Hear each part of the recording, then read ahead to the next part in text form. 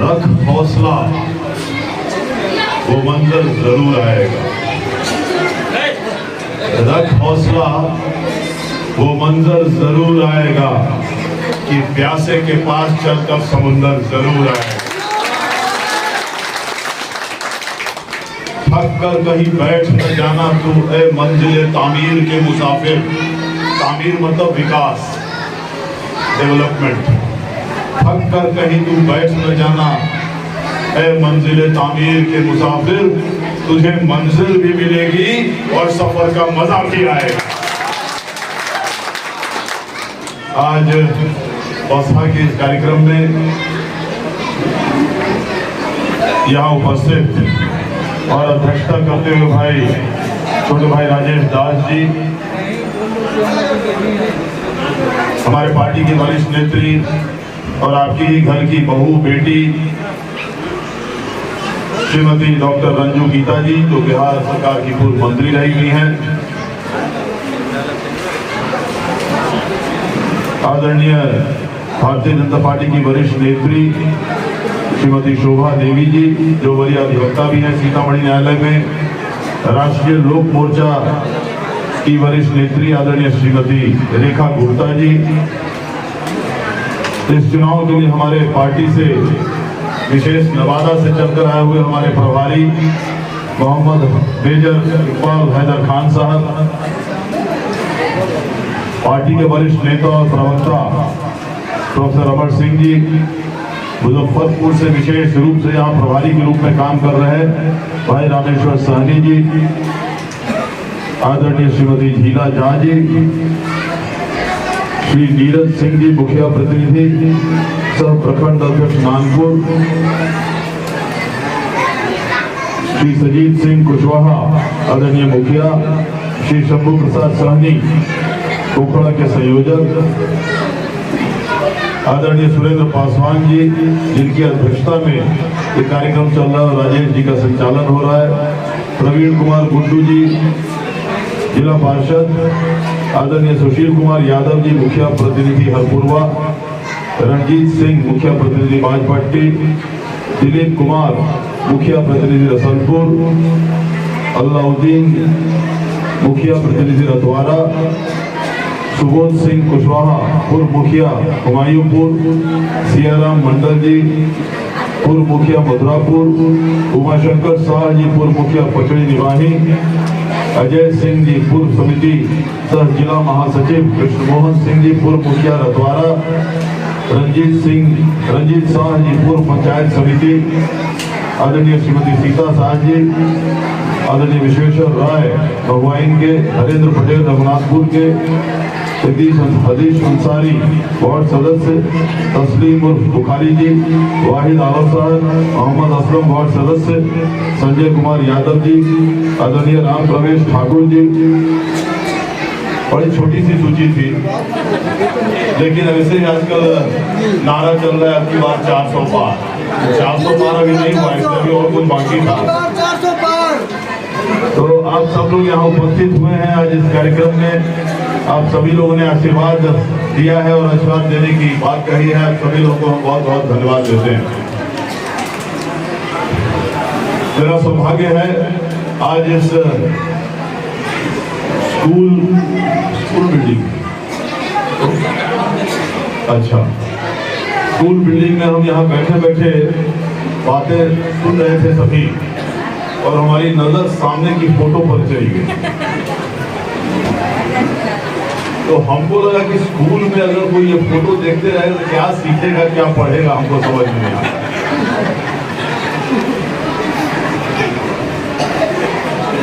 क्योंकि मैं अपने ख्यालों में चला गया। जब फिर से आंख खोला तो देखा कि आदरणीय नरेंद्र मोदी जी का फोटो उस पर लगा हुआ है। दूसरी बार आंख खोला तो उनको घसका दिया गया था।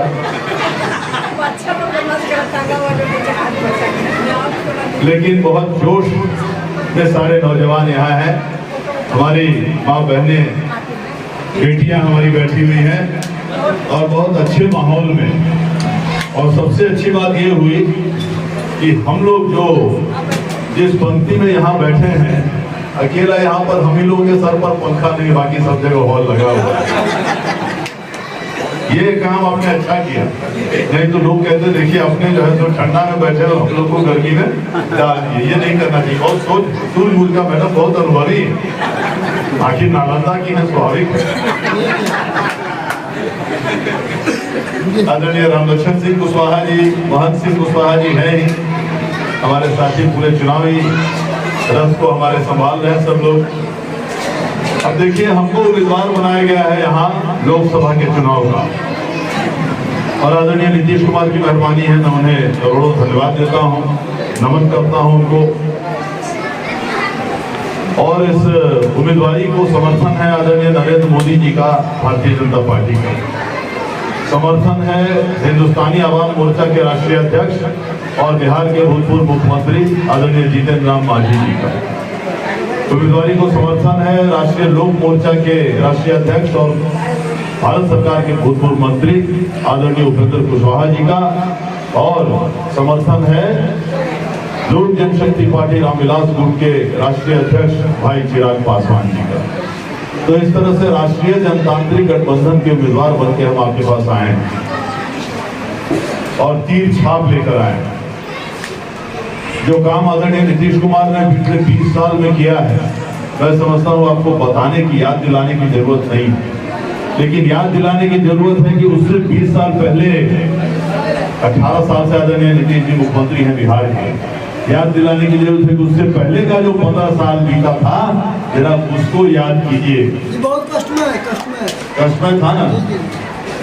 एक जगह मैं बच्चों से पूछा इसी तरह कि भैया सबके हाथ में मोबाइल होगा? बच्चों ने कहा हाँ सर, हमारे हाथ में है, हमारे हाथ में है, हमारे हाथ में है, हमारे हाथ में। हमने कहा इसको चार्जिंग कैसे कराते हो? कहा सर हम लोग के घर में बिजली है, चार्ज करा लेते हैं। हमने कहा कल्पना करो अगर कभी अगर तुम्हारे हाथ में मोबाइल रहता और बिजली रहती ही नहीं, अभी भी लालटेन राज ही चलते रहता, तो कैसे तुम इस्तेमाल करते मोबाइल को? कहता है ना हुजूर वो राज हमको नहीं चाहिए, फिर से वो राज नहीं चाहिए, वो राज नहीं चाहिए। साधारण सी बात है, इतना ही बात बच्चों को याद दिला दीजिए। सीधे कहते हैं नहीं नहीं नहीं नहीं बाबा, उस राज में मत ले जाइए, लालटेन राज में। उस लालटेन राज का कहानी मत दिलाइए, याद दिलाइए। हम लोग को अपने घर में सारे पुराने लोग बताते हैं कि कैसा राज उस समय चल रहा था। न बिजली थी, न सड़कें थी, न शिक्षा था, न इलाज था तो सिर्फ जातीय दंगे और सांप्रदायिक उन्माद था और नफरत की बाजार चलती थी। और चुनाव में बस एक समीकरण हावी रहता था, और इसलिए हावी रहता था कि समीकरण के जो आधे पार्टनर थे उनको कहा जाता था कि भैया हमको जिताओ नहीं तो भाजपा आ जाएगा। तो हमको याद आता था वो गब्बर सिंह का डायलॉग कि सो जा बेटा नहीं तो गब्बर आ जाएगा। यही सुनाया करते थे सब जगह। लेकिन आज क्या परिस्थिति है? आज सब जगह 24 घंटे बिजली है, हर जगह। हम लोग पटना से चलते थे, 8-8 घंटा लगता था सीतामढ़ी पहुंचने में। बस से चलते थे, नाव पर चढ़ते थे, ट्रैक्टर पर चढ़ के पार करना पड़ता था। गधा जन्म छूट गया कि गधा पर नहीं बैठना पड़ा नदी वहां पार करने। हकीकत यही है, जो पुराने लोग हैं तब याद कीजिए किस तरह से समय बीतता था।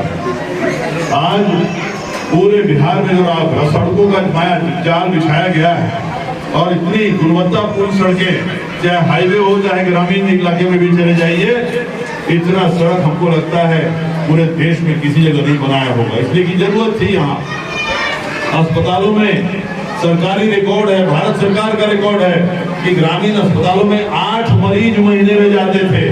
वो भी जाते होंगे, लौट जाते होंगे बिना इलाज के, क्योंकि ना डॉक्टर रहता था ना कोई दवाई रहती थी। आज 3-3 हजार मरीज महीने में जाते हैं हर ग्रामीण अस्पताल में, हर जगह। अभी तो 18 मेडिकल कॉलेज और अस्पताल पूरे बिहार में बन रहा है, हमारे सीतामढ़ी में भी बन रहा है, मुरादपुर में।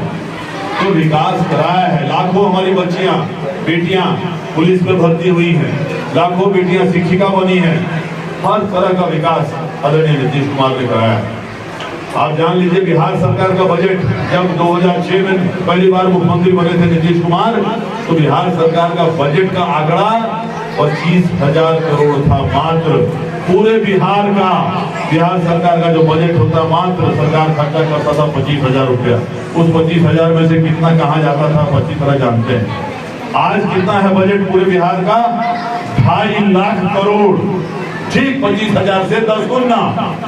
ये नीतीश कुमार का विकास का कमाल।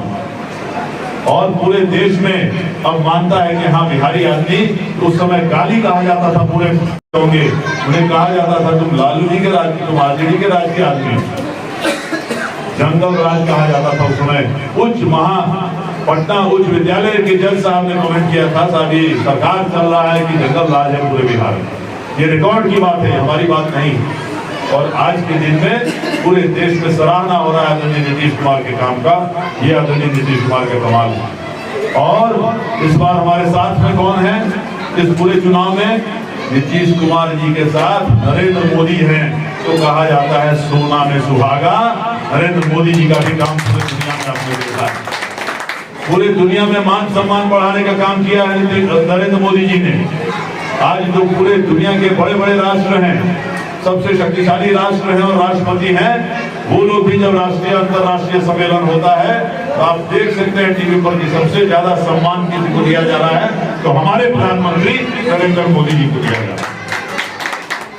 सीना गर्व से चौड़ा हो जाता है कि हमारे देश का मान सम्मान इतना चल रहा है पूरे दुनिया में।